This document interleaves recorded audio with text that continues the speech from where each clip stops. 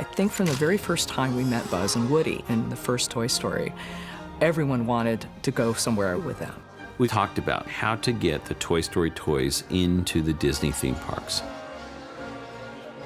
Buzz Lightyear Astro Blasters was one of the first projects that involved the Toy Story characters. You spin around 360 degrees and you blast at, enemy aliens. So it's just great fun.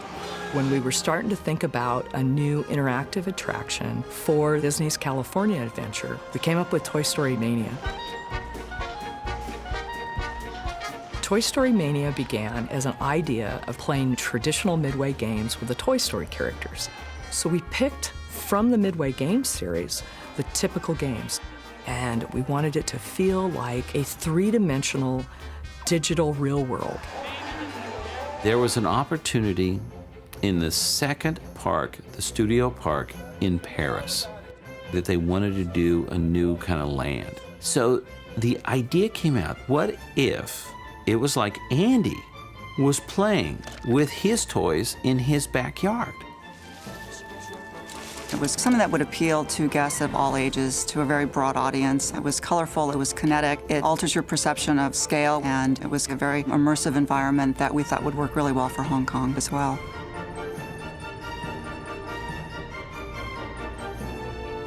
There are a lot of steps that take us from the initial concept all the way to opening day. We begin with sketches, begin to build scale models, animation models, and small-scale maquettes, and then we built them in full-size.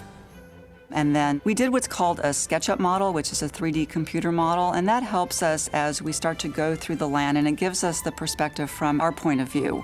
Especially in a land like Toy Story where everything is over scale, understanding the composition and how those scales play to human size really helps us get into those environments.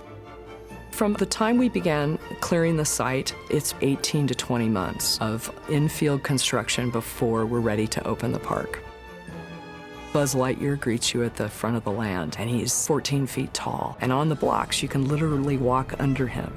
Everything from the landscaping, we have grasses and bamboos that also helps to support that shift in scale. All of the elements, the rides, the character icons or photo opportunities are all oversized, so as soon as you walk into that land, you feel like you're the size of a toy. So we took a look at all these different cool ride systems, and we thought, what could they be like, in themed with Toy Story? And we love the Green Army Man.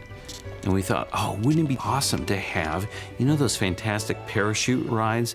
You ride up and drop down. They are so much fun. And we thought, this is like perfect because the Army Man and the parachutes are part of the original film. The guests go through the Quonset hut and through the transportation area before they board onto their parachutes. And we take them up to the top and teach them how to jump. There's another ride that we love where you ride on this kind of like a caterpillar or something that goes in a circle, and Slinky Dog. We just looked at it and said, it is Slinky Dog. So we developed this fantastic ride that Slinky Dog is chasing his tail, and where you sit is in his slinky coils. The ride itself really goes around in a circle. There's a little bit of a wonkiness to it as you're riding, but still very, very family friendly. Slinky speeds up, slows down, does a few little things like that, and it's really very charming. I grew up with Hot Wheels, and I just love Hot Wheels, and that's why they're in Toy Story, where Buzz Lightyear lands on the Red Baron and goes through the loops and goes off the jump. So we started looking at what can we do with RC car, and we thought, wow, we can make that car, that vehicle, look like RC, and we said, what if it's going on kind of a Hot Wheels track?